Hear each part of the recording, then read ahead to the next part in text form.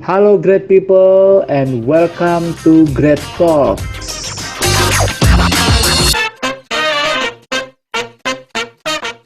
Assalamualaikum warahmatullahi wabarakatuh. Om Swastiastu, Namo Buddhaya, dan salam kebajikan untuk kita semua. Perkenalkan, aku Muhammad Noval Putra Badi, biasa dipanggil Noval. Insya Allah podcast ini bakal hadir untuk menemani kalian baik di masa pandemi seperti ini maupun nanti ya, kalau ya insya Allah udah reda lah ya pandeminya.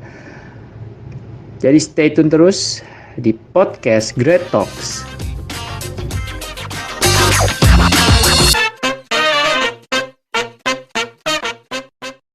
Oke, halo semuanya teman-teman, kembali lagi bersama aku Noval di Great Talks. Kali ini aku kedatangan tamu atau pembicara ya. Namanya Kak Aura. Kak Aura ini merupakan mahasiswa psikologi angkatan 2018. Kak Aura ini juga pernah menjadi mahasiswa berprestasi atau mawapres di Fakultas Psikologi dan Ilmu Sosial Budaya Universitas Islam Indonesia. Say hi dong Kak Aura. Halo teman-teman. Udah kedengeran kan suaranya? Oke, bisa. Ini kan seperti yang teman-teman tahu ya, kita kan pasti lagi apa ya istilahnya, ini kan masih full online ya, dimana kalau online itu pasti pening, pusing, stres, mentalnya keganggu ya, itu paling buruknya ya. Nah, kali ini kita bakal bahas-bahas dikit nih, ya dikit atau ya lumayan lah, tentang kesehatan mental atau yang biasa disebut sama teman-teman itu mental health ya. Nah, mungkin dari Kak Aura sendiri sih, menurut Kak Aura nih, mental health itu apa sih? Karena kan yang kita tahu sendiri mental health ya orang-orang taunya sekedar stres, sekedar depresi, sekedar ya macam gitulah, seperti itu. Dari Kak Aura gimana sih menurut Kak Aura sendiri mental health itu apa? Oke, thank you Kak Noval. Jadi aku disclaimer dulu kali ya Kak Noval. Kalau kita di sini sharing dan sama-sama belajar. Aku nggak menggurui atau aku nggak memberikan teori gitu ya. Kalau dari kesehatan mental atau mental health itu sebenarnya kalau dari WHO gitu ya, itu tuh keadaan individu di mana memiliki kesejahteraan, kemudian bisa mengelola emosi atau mengelola stres yang masih dalam batas wajar. Kemudian kita tuh bisa istilahnya bermanfaat bagi lingkungan sekitar. Kemudian kita bisa berkontribusi aktif kepada lingkungan sekitar. Jadi kalau misalnya kita ringkas gitu ya, bisa kita lihat kalau kesehatan mental atau ketika mental kita dalam keadaan stabil atau sehat, itu kita tuh bisa bermanfaat bagi diri kita sama lingkungan sekitar. Jadi bisa spread happiness gitu kan Noval kira-kira. Oke, berarti bisa dibilang mental health itu lebih ke arah pengolahannya ya, mengolah stres dari diri sendiri ya, bukan sekedar kena gangguan dan harus segera ditangani gitu, enggak ya. Berarti lebih ke arah tanggung jawab kita sebagai yang memiliki emosi untuk mengolah diri emosi itu sendiri ya, biar tetap stabil dan spread happiness seperti yang Kak Aura bilang. Iya kan Noval. Jadi sebenarnya kesehatan mental itu tuh dimana keadaan sejahtera yang tadi sempat aku singgung juga. Jadi dimana individu ini memiliki keadaan yang stabil, cukup stabil kayak gitu. Kalau misalnya kegangguan itu berarti kesehatan mentalnya sedang terganggu seperti itu. Jadi bukan kesehatan mental itu bukan si negatif-negatif itunya gitu sih kan Noval, benar. Ya, tadi kan Kak Aura menyinggung tentang gangguan mental ya. Nah, kalau menurut Kak Aura sendiri gangguan mental tuh ada jenis-jenisnya atau macam-macamnya nggak sih? Karena kan yang kita tahu tuh kayak gangguan mental ya udah orang stres, orang depresi, udah sekedar itu aja gitu, nggak lebih dari itu. Nah, mungkin menurut Kak Aura gimana? Oke, mungkin sebelum kita ke gangguan mental gitu ya Kak, tapi kita tahu dulu nih sebenarnya kita tuh sebagai manusia itu kan emang punya psikologis gitu ya, kita punya psikis dan fisik, psikis, psikologis kayak gitu kan. Nah, kita tuh kenal dulu nih sama diri kita tuh punya kita tuh kompleks kan, kita punya emosi negatif, emosi yang cenderung positif kayak gitu. Terus juga kita punya kecenderungan bisa stres kayak gitu. Nah, kalau gangguan mental sendiri itu tentunya pasti udah sampai di titik dimana itu tuh emang gangguan kayak gitu kan Noval. Jadi sebenarnya kalau ngomongin gangguan mungkin masih belum ranah aku kayak gitu ya, tapi sejauh pemahaman aku gangguan mental tentunya pasti itu tuh sudah didiagnosis terus juga melalui proses-proses yang panjang. Tentunya kita nggak bisa nih asal ngomong oh kamu gangguan mental. Sebenarnya sama sih prinsipnya Kak, sama kayak kita sakit gitu ya. Kalau misalnya kita mungkin yang dekat sama kita saat ini tuh keadaan COVID kayak gitu ya. Kan sebenarnya COVID ini sama gejala-gejalanya tuh sama ada mirip-mirip nih sama penyakit lain gitu ya Kak ya. Kayak demam, kemudian juga misalnya hilang pernapasan atau sakit pencernaan gitu-gitu ya Kak ya. Maksudnya itu salah satu contohnya. Itu kan kita nggak bisa mendiagnosis secara oh aku ini nih. Kita kan harus ada cek, kita harus ke ahli kayak gitu. Ke gangguan mental pun sama, kita harus berkonsultasi pada ahli dan itu tuh nggak cuma 1 atau 2 step, pasti berkali-kali gitu Kak untuk proses asesmen atau pengecekannya itu gitu kan Noval. Oke. Jadi kalau gangguan itu lebih ke arah istilahnya udah didiagnosis dulu, nggak main asal, istilahnya nggak main asal langsung menghakimi stres itu gangguan gitu, enggak ya, berarti harus ada diagnosis dulu dari yang udah ahli baru bisa dibilang gangguan mental. Oke. Kira-kira nih, ini masih menyinggung tentang gangguan mental mungkin ya. Ada nggak sih tanda-tanda umum gitu? Maksudnya istilahnya ya tanda-tanda gejala ringan deh kalau kita udah kena gangguan mental atau mental kita agak terganggu gitu, kira-kira ada apa aja sih tandanya menurut Kak Aura? Oke, mungkin kalau misalnya tadi Kak Novel sempat mention stres kayak gitu, mungkin stres ini bukanlah suatu gangguan mental gitu ya Kak ya. Jadi maksudnya stres ini sebenarnya wajar gitu. Balik lagi wajar dalam situasi yang emang masih dalam kadarnya nih kayak gitu. Stres ini sebenarnya nggak selalu negatif kan Noval. Jadi stres ini ada yang positif, ada yang negatif. Mungkin kita sebenarnya sering merasakan, misalnya kalau misalnya kita stres banyak tugas, ada nih orang yang pengennya belajar nih supaya kita nggak stres lagi, supaya kita nilainya bagus. Tapi ada nih malah kalau stres malah ya udah tidur, malah kayak ya udahlah nggak usah belajar kayak gitu. Nah kalau gangguan mental sendiri sebenarnya balik lagi kita nggak boleh self diagnose gitu kan, kita nggak boleh oh aku lihat di internet, aku searching terus oh aku tanda-tanda ini, nah itu kan nggak boleh.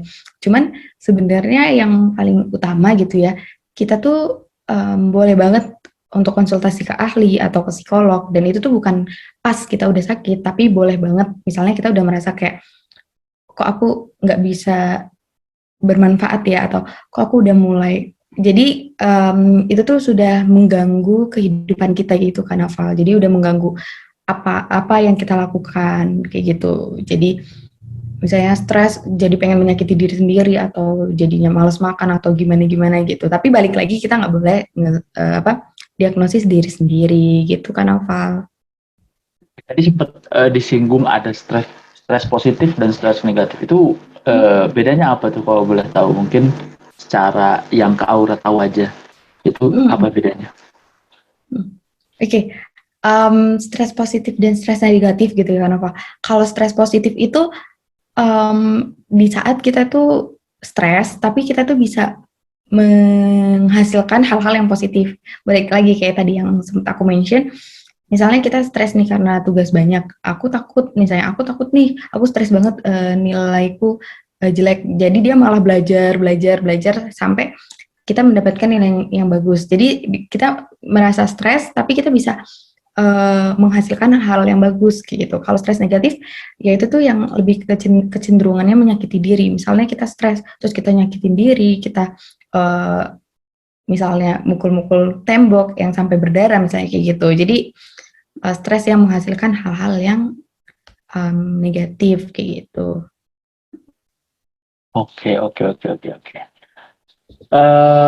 Berarti istilahnya kalau boleh aku bilang, kalau stres positif itu kita lebih, istilahnya kita bakal menghasilkan hasil yang lebih baik mungkin, atau gimana tuh?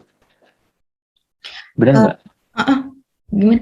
Oh, kalau stres gitu ya, sebenarnya pada dasarnya kita tuh ya balik lagi stres itu kan punya kadarnya gitu Kak. Kalau misalnya kita punya kadar stres yang cukup atau kadar stres yang emang sesuai, itu memang bisa memacu kita gitu. Jadi kita tuh sebaiknya, ya sebenarnya pada dasarnya sama kayak semuanya sih, kita perlu seimbang gitu kan. Jadi nggak terlalu stres banget atau nggak terlalu santai banget. Jadi kita tuh perlu ada nih yang namanya stres supaya bisa memicu kita untuk lebih semangat kayak gitu. Jadi kalau misalnya karnaval nih, kita punya tugas, terus kita pikirin aja, terus kita nggak kerjain. Nah itu kan berarti tidak menghasilkan. Tapi kalau misalnya stres, aduh banyak tugas nih, aku harus kerjain satu-satu atau aku harus cepet selesai. Nah itu kan jadi memacu kita untuk bisa menyelesaikan dan lebih baik kayak gitu Kak. Oke, paham. Nah, mungkin teman-teman bakal lebih paham lagi ya. Nah, lanjut nih. Eh,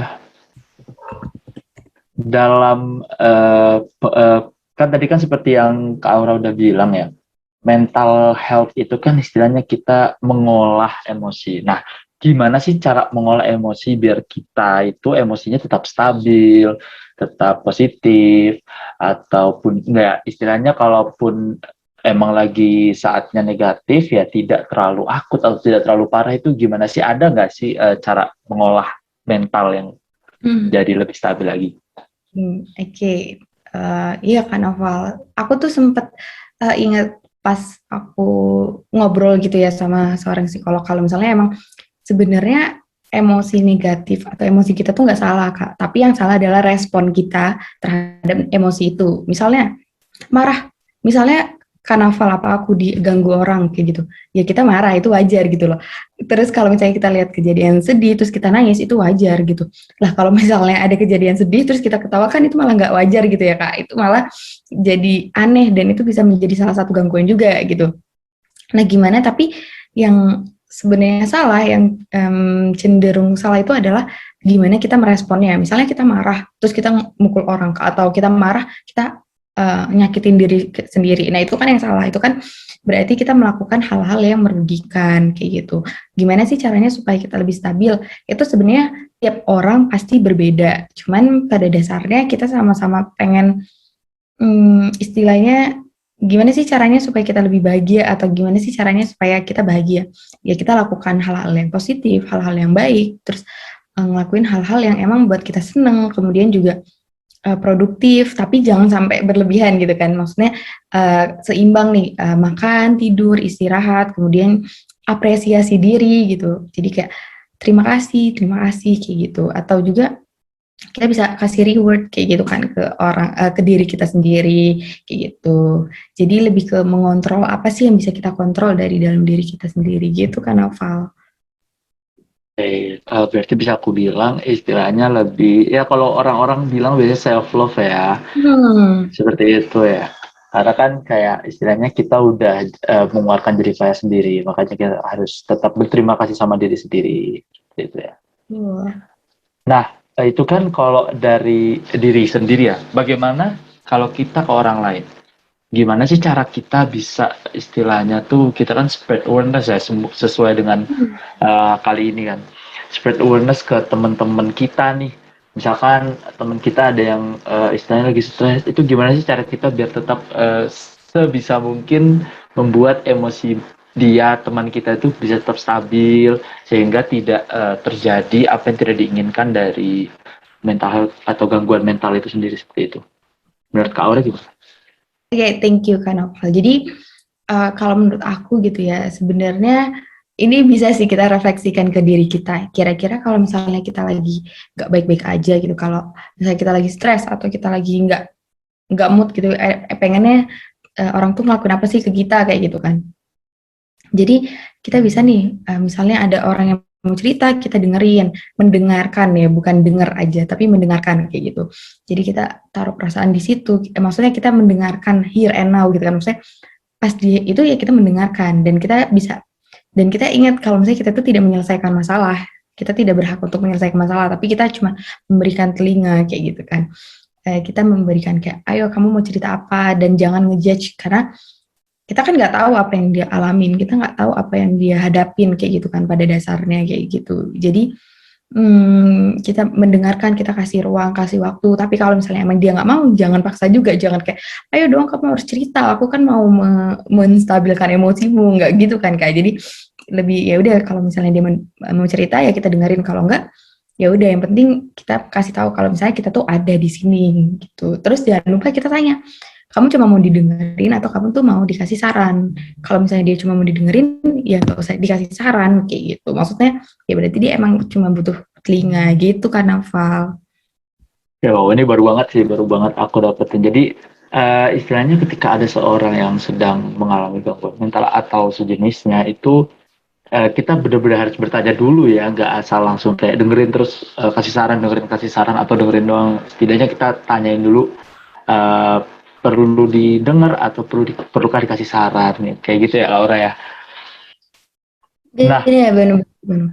nah ini masih menyinggung hal yang sama nih, masalah kita ke temen gitu kan. Karena emang kan rata-rata istilahnya kan ya namanya mental health itu kan kayak peduli dengan diri sendiri itu emang bener ya. Mungkin ke temen juga istilahnya nggak harus, tapi kayak pasti ya namanya ada empati kan, kasihan dengan teman. Nah, gimana sih seandainya nih ada temen yang minta saran, gimana sih bisa mungkin kita kayak ngasih saran tuh nggak yang membuat mereka tuh terasa dihakimi atau terasa dipojokkan, karena kan kayak banyak banget gak sih ini sepengetahuan aku ya, kayak ada toxic positivity lah, ada apalah itu kan kayak saran, bahkan aku kaget juga kayak oh ternyata saran yang positif tuh bisa mengakibatkan orang yang dikasih saran tuh merasa terpojoki, merasa terhakimi. Nah itu gimana sih biar nggak sampai di situ gitu loh. Jadi kita tuh tetap aman, istilahnya kita ngasih saran ke teman kita tuh ya memang saran yang tepat, membuat mereka nggak dihakimi, malah membuat mereka merasa oh dia peduli dengan aku gitu. Gimana sih Kak Aura? Oke, makasih karena kalau pertanyaannya. Ini menarik sih Kak. Emang kita tuh masih belajar gitu ya. Aku juga sebenarnya masih belajar. Cuman yang bisa yang ini apa namanya? Yang bisa kita lakuin gitu ya. Itu pastinya kita tidak menghakimi, benar kata Kak tadi ya, sempat mention kalau misalnya jangan menghakimi. Jadi ya balik lagi kita mendengarkan nih. Terus kalau misalnya diminta saran, ya udah kita tanya ini, kira-kira apa sih yang udah kamu lakuin, kira-kira apa sih kamu tuh pengennya apa kayak gitu. Jadi kadang tuh kita ya refleksiin lagi gitu ya Kanaval ya, kadang kan kita udah tahu nih jawabannya, kita tahu nih kita mau apa, tapi kita cuma pengen validasi gitu, kayak oh dia setuju nih sama aku kayak gitu. Jadi kalau aku pribadi juga aku nanya, kalau kamu gimana pengennya gitu, atau kalau kamu sendiri pengennya apa sih, kamu tuh sebenarnya pengennya apa gitu, terus kita dengerin, terus kita kasih pandangan nih misalnya kayak oh gitu, terus bisa nih kita misalnya nge-reach out kayak, terus emang kalau misalnya kayak gitu positifnya apa sih, atau apa sih hal yang kamu dapetin, atau negatifnya apa sih dari hal itu misalnya kayak gitu. Terus juga bisa nih kita balikin lagi pertanyaannya, nah kalau menurut kamu lagi gimana kayak gitu, kalau kamu pengennya gimana. Jadi kita lebih ke dia pengennya gimana. Dan aku tuh sempat pernah dengar gitu ya, sempat baca juga, cuman aku lupa dari mana gitu ya sumbernya. Kita tuh kalau mau ngasih saran jangan terlalu aku banget gitu, maksudnya jangan memposisikan aku banget. Jadi kita tidak menggurui gitu kan, tadi kan Nafa bilang gimana caranya biar nggak menggurui. Ya kita posisikan kita dia misalnya kayak kalau aku jadi kamu, mungkin kita bilang juga nih kalau misalnya mungkin aku tidak sekuat kamu, atau aku mungkin belum bisa setahan kamu, misalnya kamu hebat misalnya gitu. Terus baru kita, kalau aku di posisi kamu mungkin aku bakal gini gini gini, nah kalau kamu sendiri gimana nih. Jadi kita ajak diskusi gitu sih kan Noval, jadi dia nggak ngerasa kayak kok kamu sok banget sih, kok kamu sok tahu sih gitu kan Noval, mungkin gitu sih.